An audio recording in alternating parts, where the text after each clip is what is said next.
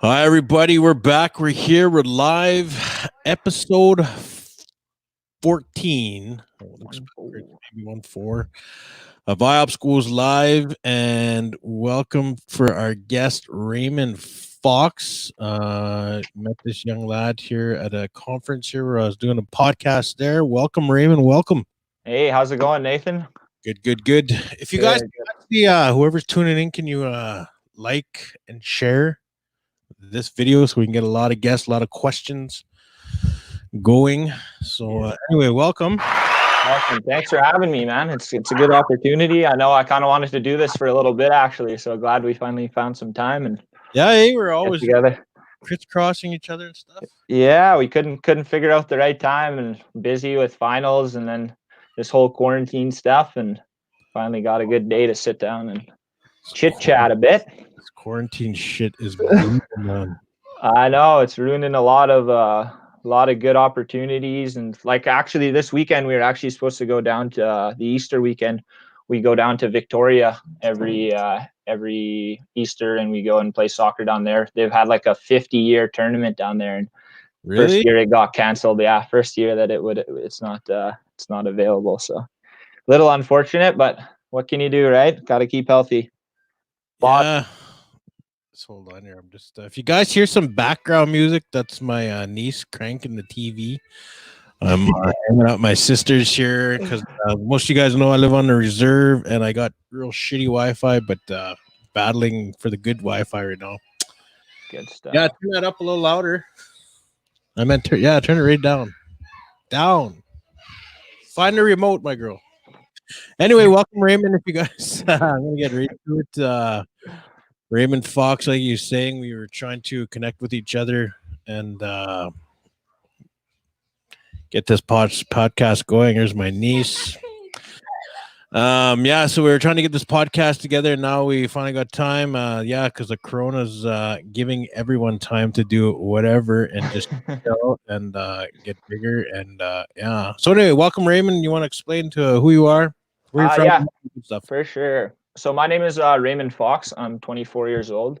I'm from the Seagrass First Nation, but I was born and raised in North Battleford. So I go to school currently. I'm at the U of S taking arts and science, and then I'll be transferring in the fall to Red Deer College, where I plan to go into education and continue my soccer career. So I've been playing soccer since I was about 8 years old, and it's kind of the only thing I've ever had in certain ways, the thing that I'm good at, the thing that I love. And I think kind of the reason that I'm probably here to talk a little bit about that and just about whatever kind of I've been through and my stories. And just here to have a conversation. Yes. That's what I tell everyone get in here, they come on here and they're nervous. And for all you future people that hopefully will be joining my show, don't be nervous. It's nerve-wracking at the beginning. Like the first minute, I always say, but after that, it's like literally you find out it's just a conversation. Okay, totally.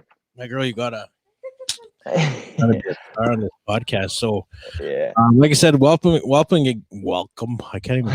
Welcome. I got my tea ready to rock and roll. Nice. There we go. Got some water here. There we go. That's kind of why you are here, is because. And like I said, I interview Indigenous success, and that success could be anywhere from, like I said, doctor, lawyer, all the way down to, somebody waking up every day because, they've been in a depressive state, but now they're waking up normal, and everything else in between. So I guess you fall in between there. Yeah, for sure. Let's go back. So you said you've only had soccer in all your life. Can you... And I know growing up on reserves, soccer is a big thing, especially in Sweetgrass, because you guys have quite the history of soccer, eh? Yeah, totally. Big soccer community. A lot of family and friends play, and all my buddies are on the team. It's a good atmosphere. So, but yeah, basically, like kind of what I was saying is, some people, I guess, I feel like you're only good at one thing. So you can learn other things. You can learn to be good at other things, but you're only really good at one thing. Yeah. And for me, it's always just been soccer, and it's always been the thing that I've had for myself. Like you said, growing up in the reserves, it's just hard to have that thing that you're good at and, be able to excel in it. So, you know what? It's funny you said that. My buddy, one time we were talking about, because we were both single back in the day, and well, I am single right now, but he's telling me, you know what, man? like, this guy told me this one thing. He's like, if you ever want to, try and impress a woman, or I guess even, yeah, if you ever want to try to impress a woman, he's like, be good at one thing. That's all it is. He says, it doesn't even matter what it is. Just be good at it. And Yeah. yeah, you're good to go. Yeah, so I feel like, yeah, that's been my good thing, and that's something that's gotten me opportunities. It's gotten me to go back into school. It's gotten me, stay away from the streets and the violence and the everything that kind of happens without having a thing to fall back on, I guess. So There you go. How's that? All-star soccer. there we go. Not bad. Res All Star, I think, is what they Res usually call it. Yeah, but I like that too. It's good, like and it doesn't have to be soccer. It doesn't have to be a sport. If we're all No, not at all. If you're wondering about getting your kids into something, it's literally get them involved in something positive, whether it be even online, like I say, podcasting. I really am trying to push podcasting for Indigenous people, or anything, like just building something or anything, right? That just keeps them going and they're committed on it, right? Yeah, find that common thing that you want to do good for and keep it up. So let's back it up. Sweetgrass, you grew up there?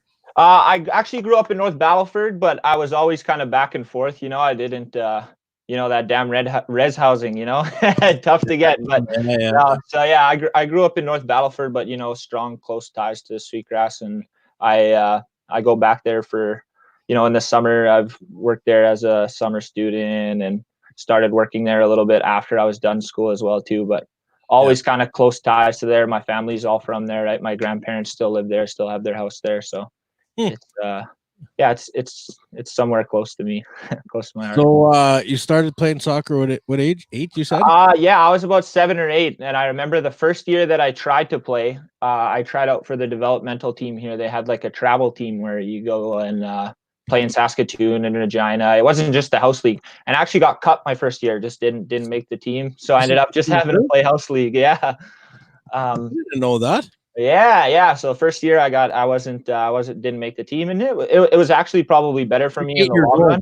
Yeah, exactly. You want to make the team and you want to play. I think I had a few tears right at the start, but after that it kind of just. But as I was playing, I was also playing baseball at the time too, which was kind of weird. But and I just I'd go to baseball almost forced, but every time I was ready for soccer, I'd get ready early. I'd be there on time. It was something that just right from the start, it just stuck with me, and it was something that I always wanted to be around. Can I pause you for a second? Is there any way you can bring down that screen behind you? Oh yeah, for sure. Give me 1 sec. Yeah. Sorry, man. I don't know if you guys noticed that, but it was getting kind of bright there. But yeah, like Raymond here, we're gonna get to his recruitment story, and he's gonna be playing for the Red Wings. Better? So, yeah, that looks better. Yeah. Yeah. There we go. Yeah. Giving you a mad glare. Yeah. Turn this down a little too. Is that better? First. Yeah. There we go. You look like my bro Cody Albert. Yeah. Another Sweetgrass boy. Yeah. So yeah, continue on with your story. Go ahead. Okay, so just wait, where was I at? You were cut. Yeah. At 8 years old. Yeah, 8 years old. So the next year I ended up, because what happens is it's a 2-year age gap, right? So you play under 10, so it's 8 and 9 years old. So when I was 9 years old, that's when I made the team, and I kind of just stuck with it. And thankfully there was a program in Balford that had the travel soccer, and we got out, we got to go to Moose Jaw, we got to go to Swift Current, we got to go to Saskatoon, Regina, and just get out and kind of play on different teams, different levels, and different places. It kind of gave me a broader view of, hey, I don't have to play here. All around Saskatchewan? Yeah. So it was a travel team, and we got to go to different tournaments on the weekends and stuff like that. So it was a good kind of starting base. And the best part too, actually, is that I felt like there was a lot of Indigenous kids on the team that got the opportunity to as well kind of travel with me. Like I was playing with my cousin Jameson Wilhoban, I was playing with Dimitri Kapeswat, I was playing with, there was Cooper Achenham, 3, 4, 5 native kids on the team every year that we got to travel with. So that was kind of a good thing too. We weren't thrown to the side. That can happen in sports. So you guys were excelling in this team, or? Yeah, so we ended up winning provincial titles. I believe 2 years in a row. We won in my under 12 year, and then my first year of under 14. So both years we won the provincial title for Battleford. So That was a good Wow, moment. man, that's pretty good. I've never actually. This is the first time I've ever heard of. Because I'm always in that hockey mindset. Yeah, Because totally. there's house league, and then there's they call them traveling teams now, but I don't know if they Yeah. have double A or A. But is that what it is kind of in soccer now? Is it like double A? Yeah. So how that works now in soccer is that they have like what they call Premier Division. So they have Is this those with all around Canada, or is it just like Saskatchewan mostly, and then but as well too, you can advance into the club nationals as well too. that sounds good? Yeah, yeah, so, yeah, club nationals where they so a team from Saskatchewan gets to represent for boys and girls for two age divisions, I think is how it works. Really? Yeah, so we were actually so I think it kind of goes about like by divisions. Back in the day, it was like Division 2 and then the Premier Division, Yeah. and we ended up winning the second division just because we were a smaller place. We didn't have as many elite athletes to pick from. Most of the kids, to be honest, like that tried out would make it. Only 4 or 5 kids were getting cut, so that's why it stung a little bit more when I did get cut because I was one of the bad ones. So. You suck and you come back next year. Yeah, exactly. So No, that's no, good because it's good to getting cut. Like nowadays, they're giving out these participation trophies. Everyone's like, yeah, makes a team or something, which I think is not good. no, You said you got cut at 8 years old. yeah. I think, man, it's gonna set you apart from if you're gonna go and kick ass at it, or you're gonna hold back and say, "Oh, they cut me," Yeah, right? totally. And I think, like I said, I think it gave me like a little bit more of a appreciation and a love for it, even as a kid, and like you don't really pick up on it at the time, but Mm. looking back on it now, no, it gave me like a little bit of a motivation and yeah, more of like, hey, I can still have fun doing this, and that's the thing that I think gets lost a lot nowadays is that people forget that, even though you don't want to participate, for me, a competition is fun, but at the same time, like I always want to have fun when I'm playing, man. It's But just you want to win at the same time. yeah. There's You need that. nothing funner than winning. You need Nothing that funner than fire. winning. You need that fire on your belly, man, just to give her it. Like, yeah, it was fun doing it, but man, even winning is just like the icing on a cake.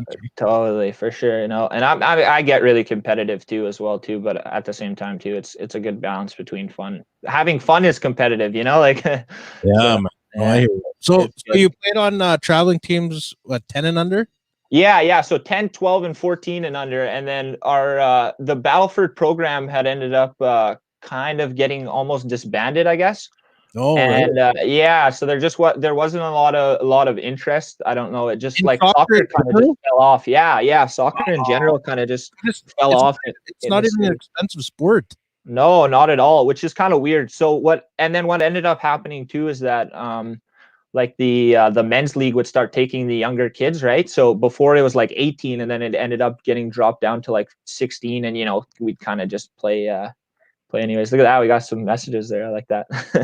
Yeah, um this one here.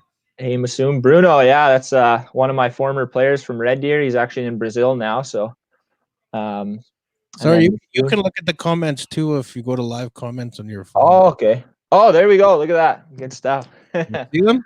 Yeah, seeing them. Nice. That's So awesome. who are these guys? Musham MZ. Uh Masoom and Bruno are both guys that I played with when I went to Red Deer College the first time. Oh, okay. Masoom's a center back and Bruno is a Oh, we'll center get to mid. that story there. Yeah, we'll get there. Yeah, we'll keep Yeah, that going for a little bit. They better stay in yeah, the live chat, boys. We'll talk about you later. yeah. Bring them up. Maybe bring some stories here. We can laugh about.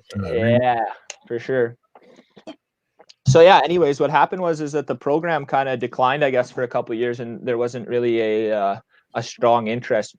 So I ended up kind of just starting to play men's, and that's where it took off from there. I actually didn't play with my reserve right off the bat, just because they had already had like an experienced team and they were kind of set where they were at. So I got the opportunity to play with a team called MNG, which was they had called themselves Mosquitoes Next Great. They were all young kids, like they were all kids that I grew up with playing with at the provincial level as well too. What age is that around right now? We were about 15, 16 years old. And then we fluctuated anywhere from about 15 to 20 years old. Most of our guys were so, and we were coming up right as the young guns were just kind of the Red Pheasant young guns were just starting to decline, but still such a great team, and you can't beat experience. So the one year that we ended up, the first year that we were together, we ended up taking second place every tournament Really? and lost to the young guns in the finals for every time. So they were still right up there, but they're getting a little bit older. So Yeah. but Age is catching up with them, man. yeah, so yeah, I got an opportunity to kind of play with them And this is and just a grow. reserve traveling team? That Yeah, we were more of like a men's team at this point. We were going to res tourneys and we played in the men's league here together, and we were yeah, more of like a res soccer team, I guess you'd call us. And we'd ended up going to BC a couple times as well too. And actually, I just kind of want to give her a quick shout out. I mean, if she's watching or not, but Ethel Stone from Mosquito was a very inaugural part of all of MNG, a part of my success, a part of everybody that played for MNG. She took care of us. She made sure we were fed. She made sure the entry was paid. She just took care of us and made sure that we got to be kids and have fun and play soccer. So I just show wanted to say Ethel Stone. yes, great lady, great lady. So yeah, after that, I kind of had just stayed in men's league, kind of had some fun, and then after high school, I kind of wanted to do something different. I was thinking about colleges, and I was thinking about going to school, and that's when I ended up deciding. What's that? What year is this? High school. High school 2013. I graduated from John Paul here in North Battleford. So Can we stop there before you bump ahead? Because I want to get to, you said you went to BC. yeah, I think I remember a lot of my buddies used to go there and always brag about this one tournament. yeah. Like some big tournament over there that everyone likes to go to and play.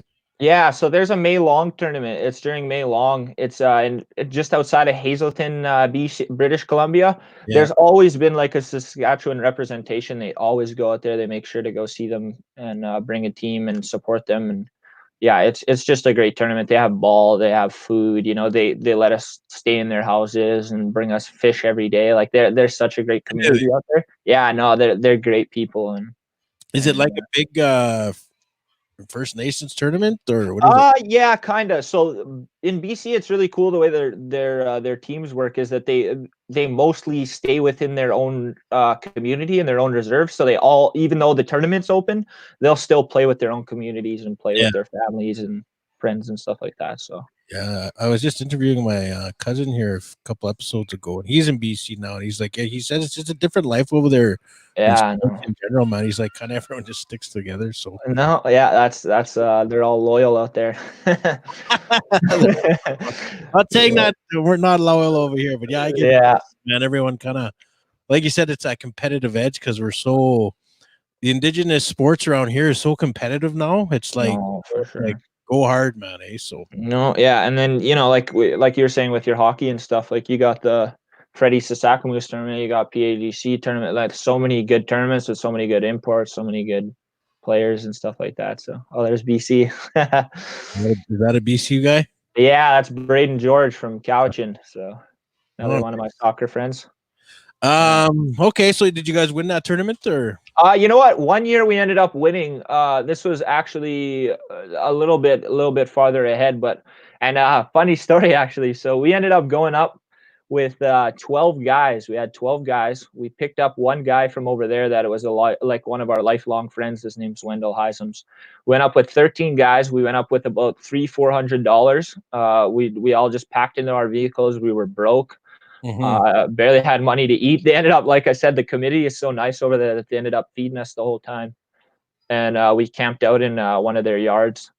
And yeah, we ended up winning the tournament with 12 guys. And Well, how many are on the field usually? I don't know. 11. So we had one sub. Oh, Yeah. one sub, man. Yeah, one sub. So But you guys are all sitting at 15 to 20 years old, aren't you? yeah. So most of us were at Run least forever, man. yeah, most of us were in shape, but we laugh on it now. We always share the picture because there's a nice picture of just us 12 sitting behind a mountain, and we all kind of got our fingers up and everything. But And it was those are the best memories, man. If you're broke and you can kind of get a people together and you just go, yeah, those were all the good stories come from, and all that. That's kind of I guess it bonds you more, because yeah.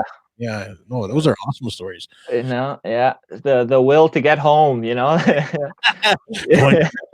need this money because we get home. We need some gas funds. Exactly. We were all broke, figuring out. Thankfully, we stayed on the A side the whole time too, because if we would have dropped down, I think we would have Yeah. we would have been in for more games and might not have made it. So Awesome cut, she says. Girly Fox. there we go. For all you guys that are watching, please like this my IOPPS page and share this video and get some likes and go on here. Yeah. So yeah, you're roughly about 18 when you're playing what those years you're telling me, and then you said you're just finishing. Did you play soccer in high school? Like Yeah. Yeah, we played a high school. It wasn't like for us. It was a little bit tougher too because the numbers really weren't there, right? So kind of just whoever was wanting to play soccer, we just threw them on the team and kind of just went to 1 or 2 tournaments, but didn't practice as much, didn't train. It wasn't as high level, I guess, as you could say, but it was still good time and good opportunity. That's so funny that soccer, wow, wasn't big. No, yeah, Like that's all everyone kind of lives and breathes around here is soccer and hockey. In the no, summer, it's hockey, eh? But I guess they're yeah, kind of into softball now too. yeah. Softball's getting big. Yeah, that's weird, man. That's really weird. Yeah, But whatever. I think having stories like yours is gonna, get for everyone sure. pumped to Raymond Fox. There we go. Let's hope Or one even day. Shaylin Fox. I guess Shaylin's your uncle, eh? Yeah, Shaylin's actually my cousin, so Oh, is it? but more like a brother and a role model and somebody that I look up to very, very much so. Good guy, man. I'm actually gonna have him on the show here. So Yeah, he actually texted me, said he was coming in pretty soon, so yeah. that'll be a good one. So yeah, no, like I said, I'm still surprised. Like it's good you played in the MB in high school. Yeah. I was kind of surprised that there wasn't that big of a big people wanting to play it. A lot of people. Yeah, totally. So I what? think Go ahead. So anyways, I was actually just I forgot to kind of mention it, but one of the opportunities I got around this time was I got to go to Europe with Corey Bugler and the Native Son. Oh yeah. Yeah, so I kind of that slipped my mind for a second, but Tell it's a us good about kind of that. topic to talk about. Tell us from the beginning to the end. So anyways, yeah, so I had He's made the got team. He's like, hey. Yeah, this is the best. This is one of my favorite All things. right, everyone, get ready. Here we go. Yeah, grip it down. No, so I was nervous. I went to the tryouts and I texted Corey because he's actually he's my first cousin, right? I Oh, really? texted him the next day, yeah, and I said, do you think I have a chance to make this team? Like it was just something that I really, really wanted to do, you know? And I wasn't the best goalkeeper there, but I just wanted to it was just something that I really wanted. And he actually gave me a text the next day and he said, I can't release what's going on with the rosters, but he said, but I know a year from now you'll be ready to play. Like so it was kind of like yeah, like you'll be on the team type things. And I said, I hope I'm not on the team because I'm your cousin, you know, like I want to make this team for the right way. So no, that's good, man, to have that yeah. kind of attitude because there's people like how it is, man. Like Yeah, totally, bro. connections, like got family on I'm gonna be on a team, man. That's good. You went in with that attitude right away, man. And you even said it up front.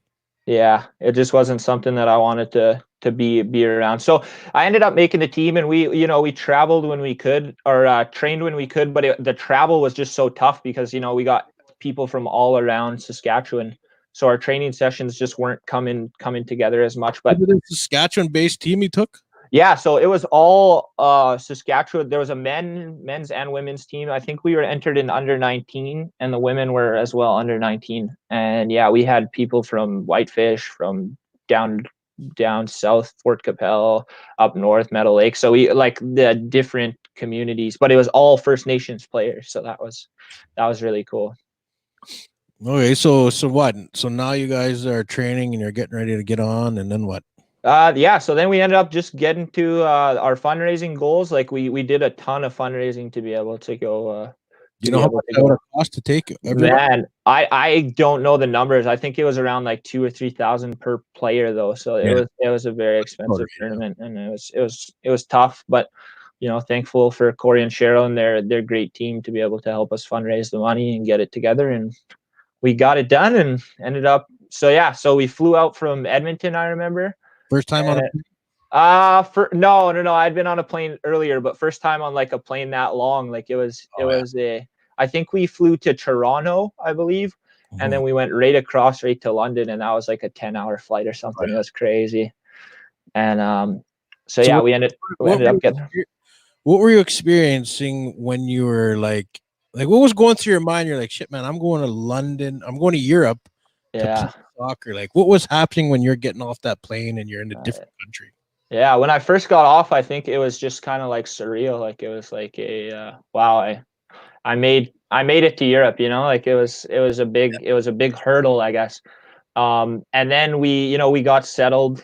We actually we started in London, but we went to Sweden first. Like our first tournament was in Sweden at Mm-hmm. the Gothia World Cup. It was a giant tournament. There's like 1,600 teams. And the first kind of surreal moment I had is that we got introduced as the Team Canada. We got to represent Canada in the opening ceremonies, and there's a stadium full of 20,000 people, and we're walking with the Canadian flag, and a few of our players Really? are dressed up in their regalia and they're dancing, and you just see the people and you hear everyone screaming. Like I'm getting goosebumps just thinking about it now. So Oh, really? You had people dancing pow there? yeah. So we had a few of our players that brought their regalia and ended up doing dancing, and kind of Oh, it man. was crazy. Like people would, like, on the way to the stadium, because we walked, like we took the train and then walked, and people would just not let them stop taking pictures of them, and trying to get them to dance and trying to talk to the team, and be around us. So it was a really cool first moment that we got You to. guys are like Insta celebrities there, man. Yeah, the Indians from Canada, right? You know what they were saying? Yeah. So, but then what had happened is we kind of got a rude awakening once we got to the field and stuff like that, just because it's like like how hockey is here, that's how their soccer is over there. They live, breathe, and die it. So they've been training every day since they were kids. Well, like I don't follow soccer, but I kind of follow once in a while, like Leo Messi and Christian Ronaldo and all them. Anyway, Yeah, I remember seeing, because I know I don't know how they do it, but these guys are like bred from when they're like 8 years old, and then they go on these like traveling teams, like you're saying here, yeah. and then they get signed at like 12 and 13 or something like that, don't they? Yeah. So yeah, the way it works in Europe is mostly that they're looking at kids at, like, from anywhere from like 6 to 10 years old, That's and then they're that's crazy. yeah, and then they're signed, and then they go to wherever big club. Like, for instance, let's throw Barcelona in there, right? So Barcelona recruits all around the world. They have this Yeah, program called La Masia. It's like the biggest Messi. yeah, La Masia. And what they do there is they breed them to play the Barcelona style. They everything that they do is done so that they can one day play for the first team of Barcelona. And 99% of the kids don't make it. They're still all professional football players. Yeah. But Well, yeah, is it like, do they have like, so like, I'm guessing there's like leagues like NHL, and then you got your AHL, so each, you know what I mean? WHL, yeah, like, leagues yeah. like. No, there's probably, like, in Europe, there's probably anywhere from 2 to 5 different divisions of leagues So what's in the big each one? country. The Oh, biggest one would probably be the English Premier League. The La Liga is big. The Spanish First League, the English First League, the French First League, and the German First League. Those are the top 4 leagues in the world. There's no like one awesome league, or is it kind of? So what they do, actually, there's this cool thing that they have. It's called the Champions League, and it's all the top 32 teams in Europe. They play each other in a tournament, like a round robin and then knockout tournament. And usually that kind of decides the best team in Europe for the year. And that's a championship. What's it Yeah, the called? Champions League. UEFA Champions League. So And how do you get to that? you got to qualify. So you got to be top 4 in one of those leagues, and then the other European leagues, only 1 or 2 teams gets to go through. Oh, okay. Yeah, so it's a real prestigious type tournament. Oh, okay. All right. Yeah. What did you say here? After that, that, there's Mundial. Yeah. So he's talking about the Brazilian league. Oh, is it? Yeah, I think so. Mundial. Yeah. No, that's cool. And like you said, you're going back. He said, sorry, I'm just kind of getting interested with this European football, because I've always wanted to try to understand it. No, yeah, for sure. You're saying what team you're talking about? Barcelona? Yeah, Barcelona. You said they breed them to play their style. Yeah. What does that mean? Like, what is Barcelona's style, and what kind of styles are there in soccer? So basically, the Barcelona style is like a way of life. Like they teach their kids to be certain, almost like good human beings, as well as the way they play football. So Oh, it's all around yeah, like yeah, no, feelings and everything. yeah, integrity, and they always have respect. There's actually, I'll send you a link to this video after, but it's the under 12 Barcelona kids playing, and they just beat this Japanese team in the final. And these Japanese kids are just crying their eyes out, and all the Barcelona kids are, like, they're not even worried about celebrating their own win. They're picking up these kids and Send it to me saying right good now. game. Yeah, I'll see if I can find it for you. Give me 1 second. I would like to literally watch that. Right Yeah, no. So basically, and what should I type on YouTube? Hold on. Try FC Barcelona Academy. FC. Yeah, no, I think Barcelona. Yeah, a demonstration of fair play, it'll say on it, is the video, and it should pop up right away if you type in FC Barcelona Academy. It says demonstration. I can send you the link here real quick. Yeah, send me the link, because no, that would be. Oh, here we go. I think I got it. Let's watch it, you ladies and gentlemen. We're gonna watch. Yeah, there it is. So tell me what's going on here. So anyways, yeah, it looks like it's just about the end of the game here, and there's the final whistle, and there's a quick celebration from them, and you just see the Japanese kids, they're just falling all over. Yeah. And 長谷川もね、無失点できてて、唯一の失点で負けですからね。はい。So yeah, and then you just got the. バルセロナの本気を they're all trying to make them feel better, and. Because I remember playing on teams and we kicked ass, and these kids are crying, and. Yeah, you don't really like celebrate, or you don't really think about it. You're just celebrating for yourselves. But these kids, the first thing they do is, they go over to the other kids, and they're showing up.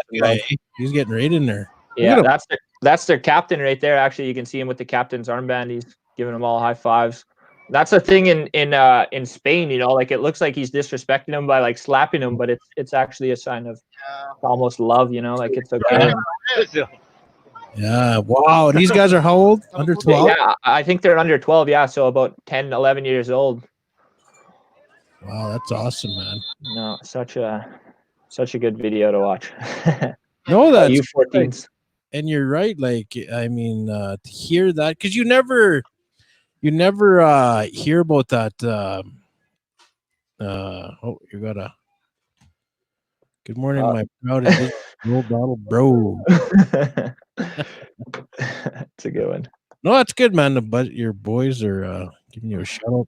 But I mean, that would be awesome if there was something like that here. You know what I mean? To just and to go and show us our Indigenous kids, like, this is what it's about, right?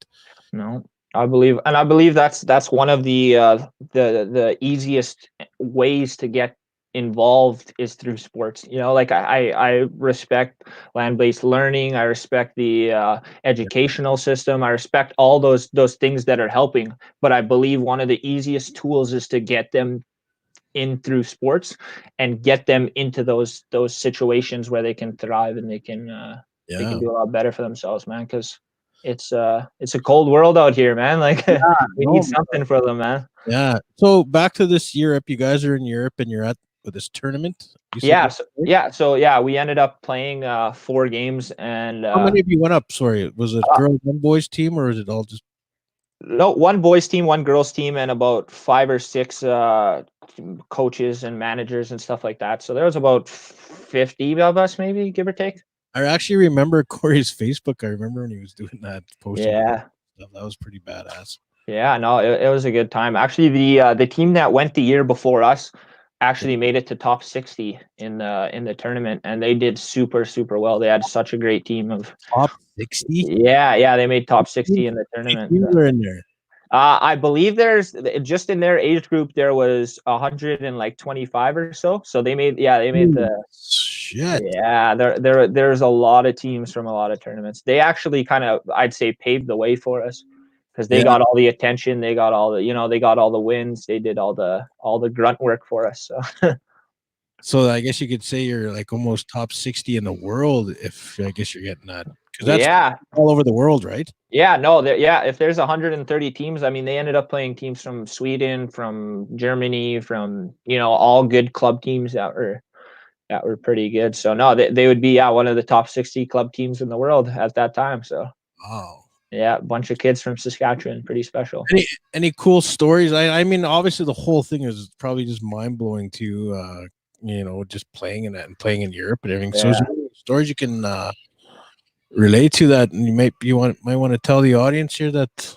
I think the one that I actually had happened was a little bit of adversity, I guess. I ended up breaking 3 of my fingers in my hand in one of our last games in London. One of our second last games in London. So, Yeah. and it was. I just got stepped on with a cleat. My hand went under, and it just crunched my whole hand.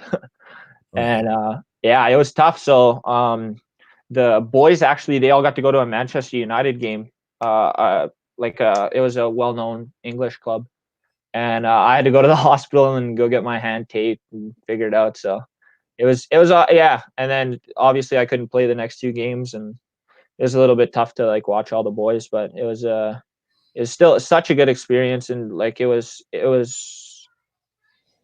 something I don't think I'll like ever forget. Like I can always say, I played in Europe.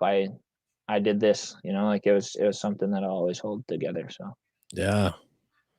Thanks for sharing that, Vid. Tell them about your Nahio flag you guys took. Oh yeah, so yeah, we ended up having like the Canada flags, but instead they replaced them with like the chief or Oh yeah, I know what you mean. yeah, and then we ended up doing a couple different flag switches. So we ended up getting a few different like I actually have one here from a Real quick. yeah. Hold up, give me 1 second. I'll show you the flag I traded for. So if you guys are just joining us here, we got Raymond Fox, and he's telling us about his soccer stories from when he was playing in 10 and under, 12 and under, and 16 under divisions, and it told me that there was house league and something which I didn't know, and then there's traveling teams. So now we're just kind of getting up to where he is in Europe right now. He's at that story, so. And then we're about to see a flag he traded. I guess kind of like jersey trading, eh? Yeah, so it says Kimball Bay Girls FC, and it's the Welsh flag. I don't know if you can see it. I can't really go too much further, but so good, man. Yeah, so the girls team from there seen our flag and asked if we wanted to trade, and I had brought a few myself, and a few of the other players did. So yeah, kind of like a jersey swap, but with flags instead. So I've got a sweet Welsh flag in my Man, room. what an experience for and shout out to Corey Bugler and his wife and everyone who took these youth. And that's what it's about, man. You put a little extra time in there, and then look at years later, you get stories like Raymond here, like that helped in his journey to get to where he is now. It's like those things you're putting in those extra time, because you don't get to see that hard work you're putting into right away. It's always like a couple years, 3, 4, 5, sometimes 10 years, 20 years down the road, you don't get to see it. Mm-hmm. Totally. So yeah, so you guys placed in what? Yeah, so they placed the top 60 the year before. Us we didn't have as good of a run. We didn't do too well. We kind of fell down into the B-side bracket, and then we had a really close game, lost in the last minute of the game in Sweden. And in Liverpool, we were just completely overmatched. I mean, I don't know what it was with those England boys, but they were all 6'2" and really supreme athletes, as well as they could just play the shit out of football too. So did you guys have to call it football over there? Did you say well, yeah, so they always call it football there, and that we'd kind of get a weird look if we talked about it and said soccer. Actually, I do have a funny story. So we were in Liverpool at the time, and in England, like the clubs are their life, like they live and breathe their club. They well, what do they call those guys in the stands? Are the hooligans? Yeah, the hooligans, and they have support groups and everything like that. So we're in Liverpool, and we're staying at a little school there, and we end up going to grab some food. There's like a Chinese restaurant down the block, and we go to walk in, and a few of us had just gotten back from the Manchester United stadium, and we all bought brand new Manchester United jerseys. And we walk in, and they say, "We're not serving you." And you say, well, like, what is it? You know, like at first you think, oh, are we because we're native, or like because that's what you usually get, right? Yeah, yeah. And they said, no, like we won't let you bastards wear those shirts in here, and we won't serve you food. So And you guys yeah, were what were you wearing? we were wearing Manchester United jerseys in Liverpool, which is the Liverpool. Big no. Yeah, huge no. People who were honking at us, calling us cunts halfway through yeah, no, it was bad, man. It was really You guys bad. are just waving, not knowing what's going on. Yeah, no, yeah, we had no idea it was that huge, but yeah, they just live and breathe their football over there, and it's a yeah. So that was a funny story, I guess. Almost getting Did you beat guys up. tell them, like, what happened? Did you guys tell them, hey man, we didn't know we're from Canada? Yeah, no. So the guy actually, one of our friends got into order, and he wasn't wearing it, and he said, "Well, like, what can we do to get those guys to get some food?" And he said, if they turn their jerseys inside out, they can come in here and they can eat. So we turned our jerseys inside out, and we sat down and had some Chinese food. Yeah, no, it was a good time. Wow, eh? Yeah, I know. It was. That is diehard, man. Like, Yeah, no, for sure. That's like, because I'm a Calgary Flame fan, and that's like going to Edmonton with my jersey, and they're like, no, get out of here. Yeah, at least they're gonna serve you and let you have your food, but no, they wouldn't let us do nothing. Oh man, and they're just straight up about it. Yeah, no, because I remember just like watching a couple of those documentaries with those hooligans and how diehard everyone is, and yeah, you're right. Like they've taken pretty serious. No, it's a crazy atmosphere. Really cool to grow up in, I'm sure. Like it would have been. Yeah. For soccer wise, I always kind of think, what would have happened if I got into an academy at 5-10 years old, and just got to continue. But I'm happy where I am. But it's always kind of, it's a thing to think about. Well, you're right. Like, what if we had that around Canada for all the Indigenous communities, or even in the cities, having that, diehard bringing up, like, here, we're gonna get you in soccer. But I mean, you're right. It's like it's all around upbringing. You could throw in the culture there, you can throw in the soccer, and then just even our language, and then it'd be such an amazing 100%. tool to just advance our people even more. No, and I think it's coming though. I think like they do have academies in Saskatoon already. They have the Whitecaps Academy. They have Astra that does a lot of work. And I think they're ready to open up the doors and kind of be that bridge between the Indigenous community and the Indigenous soccer community and the city folk, I guess you guys. The urbanites. Yeah, exactly. So I think we're slowly getting there, and I think it's only going to get bigger and better for Indigenous kids that want to play. And it doesn't have to be soccer, but I think like for me, just a soccer guy, that's what it is. But yeah. And there's many kids in the city that I know, because I used to work in White Buffalo Youth Lodge, that want to play these sports, and they just don't have that support at home. No, yeah, and that's the big thing, is the resources and the support isn't there. Thankfully for me, like I had both parents growing up. They dropped me off at soccer practice every day. They picked me up at soccer practice. If I wasn't going to tournaments with them, I was put with a family that was going to, make sure I was okay. And for a lot of kids, yeah, that's the drop, right? Like, a kid, I know a kid, everyone knows a kid that probably should have been professional in whatever he wanted to do in sports, but just for one reason or the other, it didn't work out for him. Mm-hmm. And, so how old were you when you guys were over in Europe? I was 16 years old. So yeah, 16 going on 17. So it was. So you're back, you graduate. Now what's going on? Like, are you contemplating continuing with just Indian soccer tournaments, or what's happening? Well, I had always kind of like one of the people that I always saw was he's actually my roommate now, is Quentin Drever, and he was at Lakeland at the time. Mm-hmm. And that was just kind of somebody that I saw, and something that I saw that was like, wow, like he's doing something. He's playing college soccer. He's going to school. Like it was, and that was kind of what I wanted to do, right? So I started looking into colleges, and I actually got a hold of Lakeland, and I ended up getting an offer from them, and I was considering going, but at the same time too, I was also looking into schools in the United States. Yeah. And I had sent that? What's that? Like Div 1? Yeah, so junior college is what it's called. It's an easier gap to get into Division 1 NCAA. Oh. Yeah, but the junior colleges are just as big, if not bigger. And there they have no limit on scholarships. They have no limit on import players. They have no limit on where they can sign from. So it's almost like it's better in certain senses. Yeah, because they can just do whatever they want there. Mm-hmm. So Lots of money down. Yeah. So at the time, I'm kind of deciding between this school in Iowa and Lakeland. And for some reason, this school in Iowa, I'm drawn to it. I want the opportunity. I want to live, abroad. I want to be able to kind of just get away from Saskatchewan. Lloyd's too close is kind of what I was kept thinking over in my mind.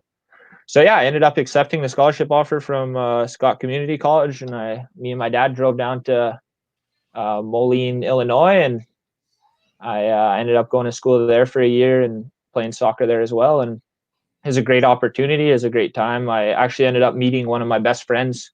He was our team captain and college roommate. His name's Corey. I still talk to him to this day. So it was a good, it was a good opportunity. And like the soccer there was just crazy, right? We were in the #1 rated conference in all of the United States. So we had 4 teams in the national top 20 in our conference at that time. And the #1, the reigning national champions, Iowa Western was what they were called. They hadn't lost a game in 38 games when we played them, and we ended up losing 2-0. So that was pretty good for us. That's a close score, eh? Yeah, no, that's really close compared to the beatings they were laying down on everybody else. So really, eh? Yeah, no, and it was such a good opportunity for me to go out there and play soccer and meet new friends. I think that's pretty cool that, a young Indigenous man such as yourself going down and playing, in the States for soccer, Yeah. That's huge, man. No, yeah, it was a big deal, and it was something that kind of got me ready for the next step, I guess you'd say, like after when I came back home too, like it lit me up. People started, like seeing me at soccer tournaments and kind of knowing who I was like now, and I was starting to play a lot better and get a name for myself and start to work harder and keep that up. So you came back. How come you only lasted a year? I think it was a little bit of like the academics were super hard for me because I've never learned any American. Oh yeah, I guess.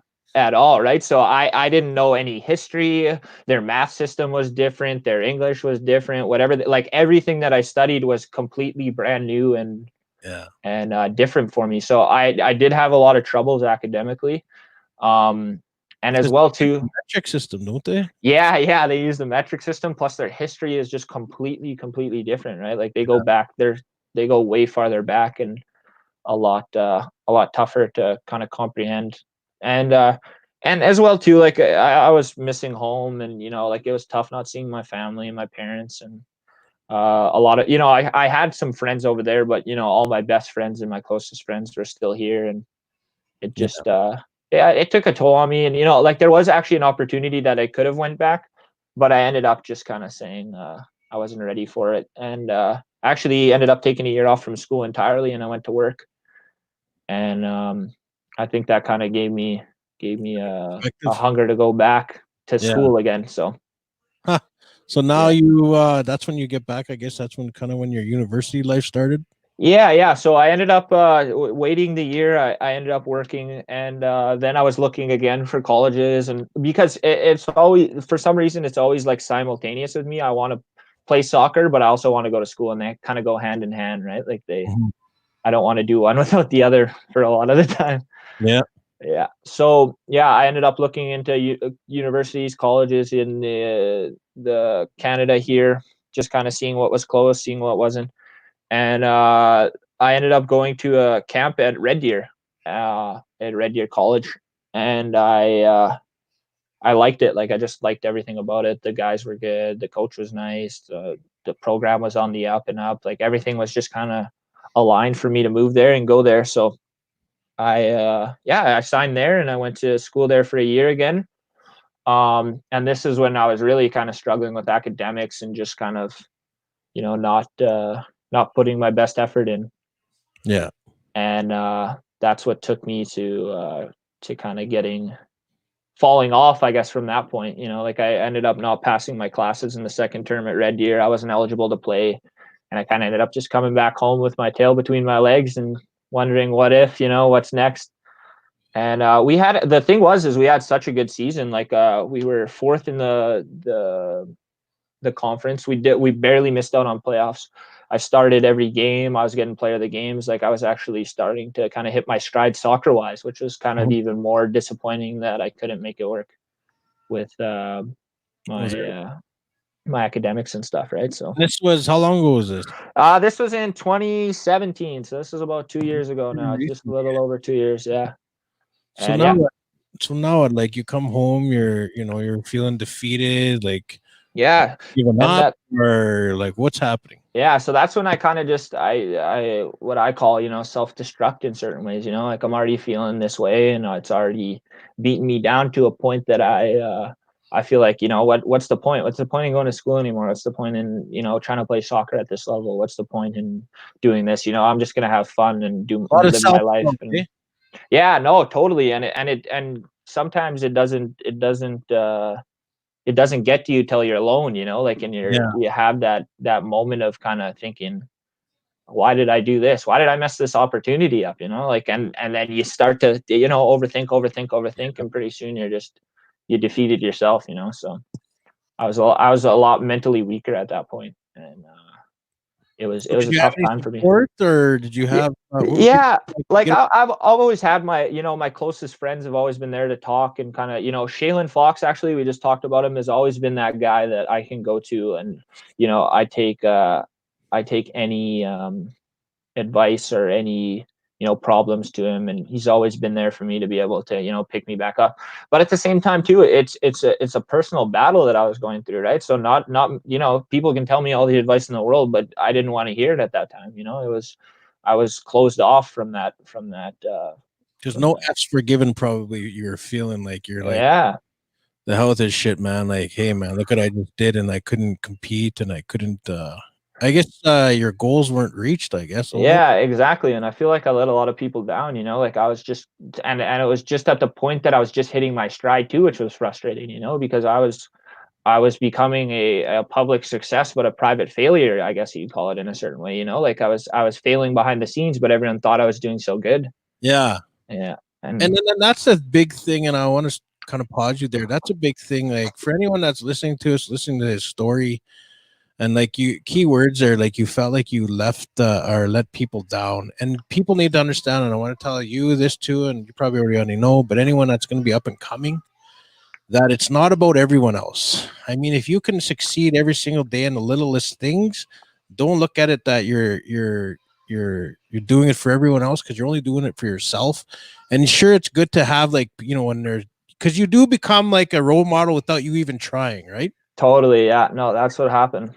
Like you do become a role model, and then I see where a lot of pressure comes, with that role model status. Yeah. And then I get it. Like, you're feeling down like shit, man. Like I got kicked out of school, or, I didn't, like you were saying, you're having a good season, but it's like, you can't let that get to you, because people are already looking at you and like, shit, man, look at that guy made it, or that girl made it. That's good enough, right? Yeah. That's like good enough. And it, like me, probably like you and everyone else, it's so good to see Indigenous people succeeding in anything. Totally. Even if we fail, it's just not that person went out and did that shit and they succeeded, regardless.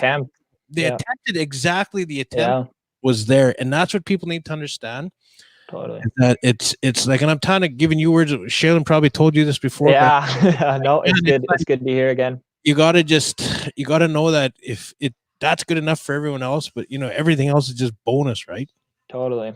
So sorry. Yeah. That was great for myself and for everybody else that's listening, and stuff. So I guess, like I was saying though, like it just got to a point where I was self-destructing, like I was starting to get into substance abuse issues. I was starting to fall from that guy even further, because once you get a little bit apart from him, you think it's gone, right? So it's hard to get back to that point. And it took, me hitting pretty much rock bottom, like and the moment of clarity that I had was that my dad ended up getting sick.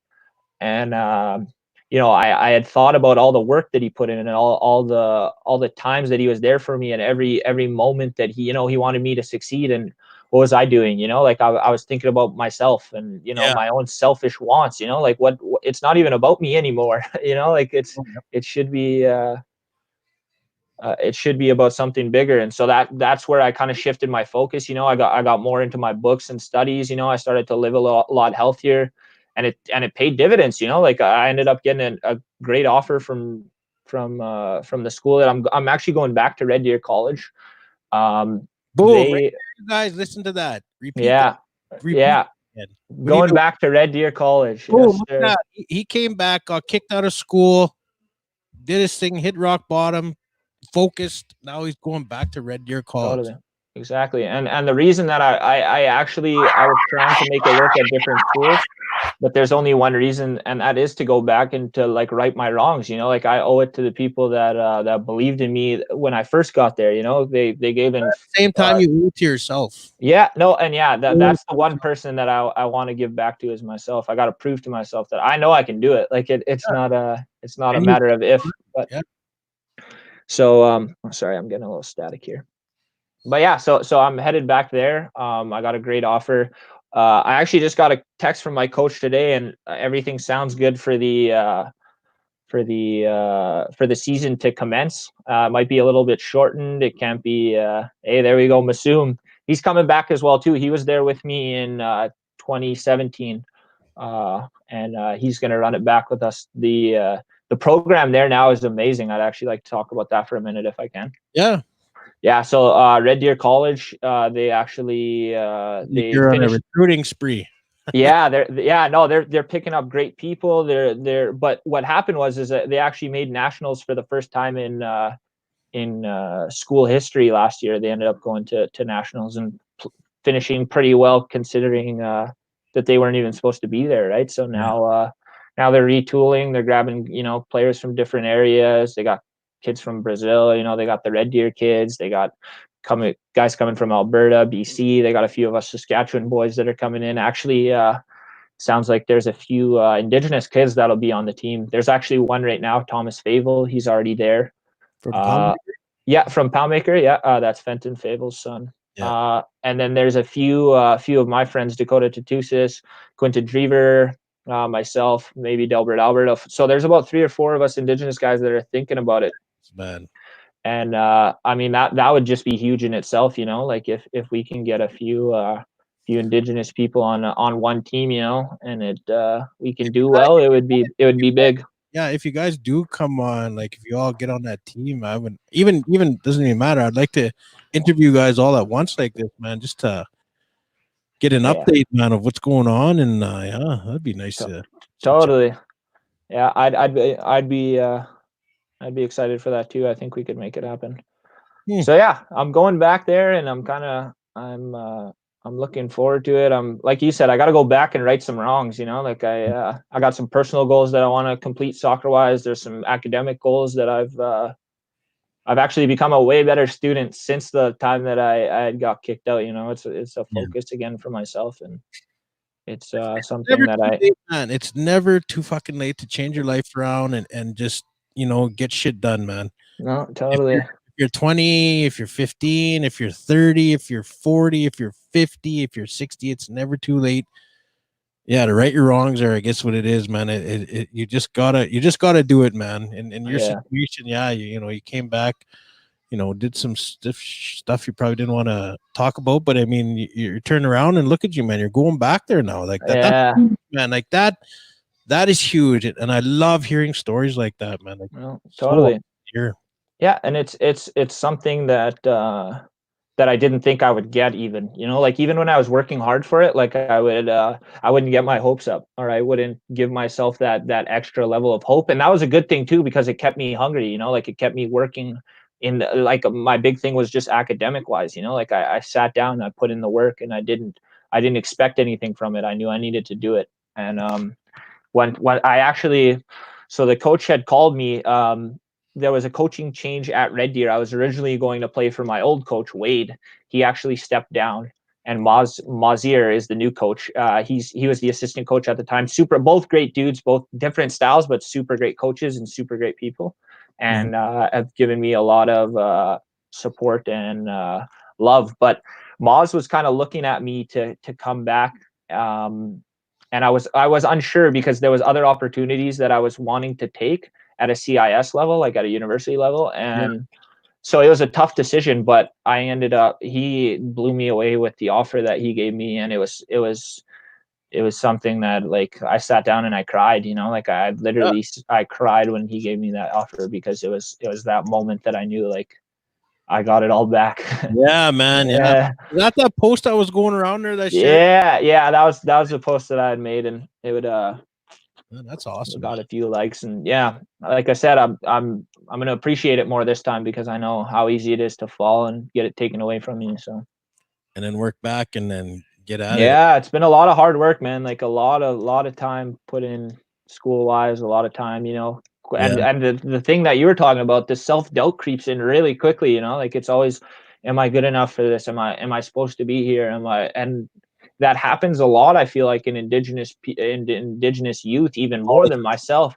It's just that, that self-doubt of just beating yourself up over and over and over again. And it's something that we need to work on, and we need to be able to uplift, not, have that. So, because we need to keep hearing stories like yours and all the people I interviewed before, is like how they never gave up, man. And like, no matter your situation, man, no matter anything in your life, your situation, it can be overcome, no matter what it is. And I know that sounds cliche, but I mean, it's true, man. It's true. You just gotta, it's hard. Probably it's really hard. But just keep at it.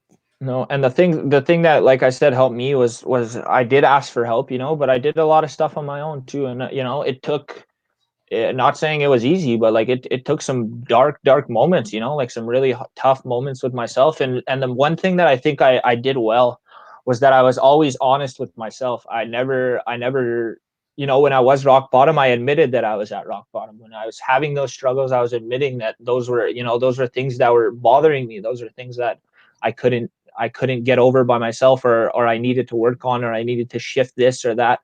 And I think that's one thing that can help anybody, is just keeping yourself honest and keeping yourself accountable, I guess. Because I wasn't for a lot of the years, and now I wish I was. But it is what it is, man. You just grow with it. You grow with it, and you live and learn, and all that good grooves. Exactly, man. So now you're going back to college here. Hopefully school resume here, and the corona doesn't change that. Yeah, no, I'm even thinking, so as close to like res soccer tourneys, like I'm hoping that, by July, August, we can play again. I got an FSN title to defend. Yeah, so that's good, man. Don't want corona taking that out. Yeah. Well, Raymond, hey man, we've been giving it for an hour. I usually shut these things around an hour and a half. But we can keep going if you want. If there's more things you want to chit chat, or I think we can go probably maybe a couple more minutes, and just kind of. I'm gonna bring you back to when you are in Red Deer, and like, yeah, that'd be an awesome interview, man. Just having you and your teammates on there with you. Yeah, no, I think that'd be a good opportunity too, and we can kind of just share. The big thing that I kind of want to work with, and I've been kind of talking to my coach already about, is I want to do like soccer camps. That's something that I've always loved to do. Something that, like, it gives back to the youth, and there's nothing like that around here. I mean, I don't know if Shaylin does anything, but having an indigenous soccer, because usually you got like the NHL players, the AHL or whatever, they're all putting on hockey camps. You never hear of a soccer camp. No, and that's the thing, is it's tough, right? Because it's hard to differentiate. Like, obviously money's always going to be involved as well too, but some people, you need what, shoes? Exactly. You don't, shoes and a ball is pretty much what happens though. I feel like sometimes is that certain organizations or certain places, they want to make money off of things like that, or they put a dollar amount on it, and it's like, you can't put a dollar amount on kids, like it's tough. So I think that's been a big problem, like in sports in general, like, even buying your way onto teams, so as much as that happens as well too. So I think but yeah, so anyways, what I was saying is that I'd like to partner with the college, with our soccer team, and go to reserves, go host camps, do all the engagement sessions, and kind of give them some, role models, I guess, to look at and say, hey, like these kids are playing soccer right now. This guy's going to be a teacher. This guy wants to be a social worker. Like we're doing it all, and we can help those youth, for one day even, just gain some better soccer skills or have some fun, a laugh, like man, that's smart thinking, man, and I look forward to it. I'd love to somehow have IOPPS a part of that, and totally, man. we can do that's huge, man. I like that. Oh, here we go. Question.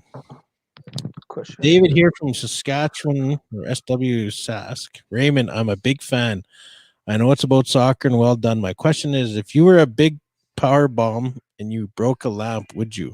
I don't know what that means. Okay, if you were being power bombed and you broke a lamp, would you tell on me? Absolutely. Funny story, man. So yeah, this guy, for some reason, my dad lets this guy babysit. This is my cousin Raymond Fox, by the way. Figured that. And yeah, I was big into wrestling at the time. Huge. Like to be honest with you, I'm still a wrestling nerd. That's my one. That's my one. WWE. Yeah. The fake wrestling. Yeah. They're literally just deemed essential in Florida. I know. Look at that. Essential workers is the wrestlers. So yeah. So David and me are just wrestling around, and he picks me up to powerbomb me downstairs, and he kicks I kicked the lamp out and break it. Yeah. And yeah, my dad comes home, and the first thing I run to him and I say, "Dad, David broke the lamp." So had to rat him out quick. So that was a good story, anyways. Story, eh? Yeah, no, that's I'm just thinking about your goal there, your dream to give back, man. I really like that, and I think once all this is over, this crazy that we're in, this world we're in right now, I think because that's such a new initiative. It's kind of the same thing as hockey, but I mean it's a soccer thing, and then have Indigenous players come on like yourself and run it. I think that could get a lot of support. No, and there's been talks, with like a few of my friends, before about doing a soccer camp, and every now and then, like the tribal councils will pick up a few people, and they'll do a camp here and there and stuff like that, but nothing ever kind of concrete that's been put together and saying, hey, look, let's do this part and let's do this part, and let's even bring in some land-based learning or a little bit of other kind of Indigenous teachings. Ooh, there we go. I want to answer. How come you don't shoot in shootouts? That's tough. So I'm a goalie, right? I don't know if I kind of explained that a little bit earlier, but yeah. So okay. that's you mentioned that.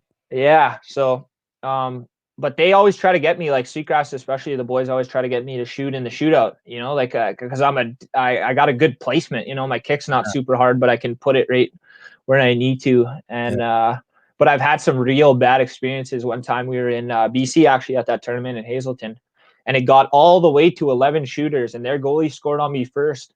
And I walked up, and I think it was to go into the final, and I hit the crossbar, and we lost, and we took third place. Yeah, and that one's one of the ones that kind of haunts me. So ever since then, I've never wanted to shoot PKs. Wake up in sweats and everything. Yeah.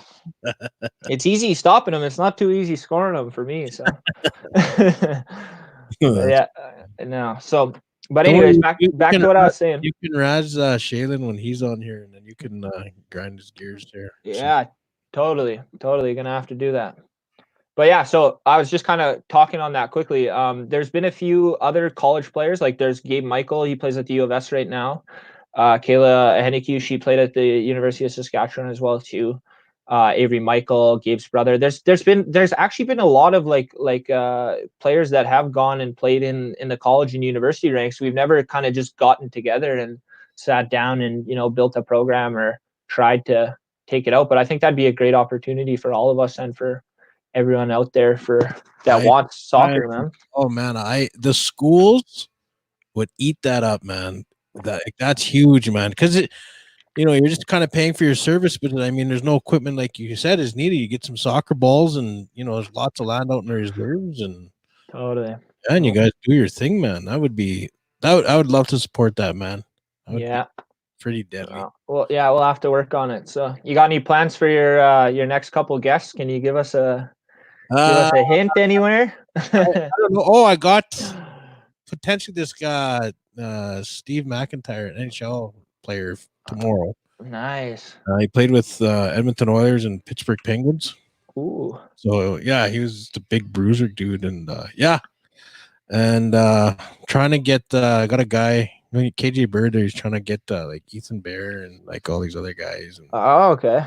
yeah, Nice, but man. I basically want like I'm trying to reach straight across Canada. I want to do like I want to get somebody who's an artist, and like while I'm interviewing them, they draw, or get like a cook, and then they're cooking while I'm talking to them. All that. Wow, that'd be cool, man. Hey, like an interactive cook show. Yeah. Look at It's you have the key. The key to what, man? Story, or is it? That's an Indian joke. I don't know how the Iranian guy knew it, but we taught him some bad words while we were up in Red Deer. So, really nice seeing you again. Hope you score in practice. Yeah. Kiss, bro. Thanks, Bruno. Yeah, Bruno was actually our only international player that year. He came from Sao Paulo, Brazil. Oh man, that's pretty awesome. Yeah, no, it was a good time, and he's a funny guy, good bro. So, insider. Well, I'm gonna shut her down, but I've been doing something new, and I'm gonna continue on now. What I do now is kind of get my guests to say a few last words of encouragement and inspiration. Good stuff. And we'll shut her down after that. All right. I'm gonna give you the screen time, and you go hard. But thanks, Raymond, for coming on the show. Thanks everyone for joining in on this podcast, and I'll see you at the next. And have at her. Awesome. I guess my words of encouragement would just be that whatever your situation is, wherever you are in life, it's not the end. Like I kind of spoke a little bit about my struggles and what I've gone through, and I don't compare my struggles to anybody else's. It's something that I had to go through, something that I'm still going through, something that I'm still struggling with. I struggle every day, with the same issues that I always have, but I just, I've grown a little stronger. I've worked a little harder, and I've tried to be a better person. And that would be the one thing that I can give. And I hope that if you're ever feeling that you're not enough, or that you're struggling with these issues, reach out to somebody, talk to somebody, seek that help that can get you past that little bad point in your life. Because too many people are taking their lives. Too many people are feeling they're not worthy, or they're not good enough, or they're not strong enough. And that's something that's really sad, especially in the Indigenous community, and it's tough. So yeah, that's my words of encouragement. I just want to thank each and every one of you guys that tuned in and said some messages, even if you just listened for 2 minutes. And that means a lot. It was tough for me to come up here and share a few things, but I'm glad I did. And I just want to thank all you guys for tuning in, and much love, man. Everyone stay safe during this COVID-19 bullshit. Be well, love each other. Hi. Thank you. Bye.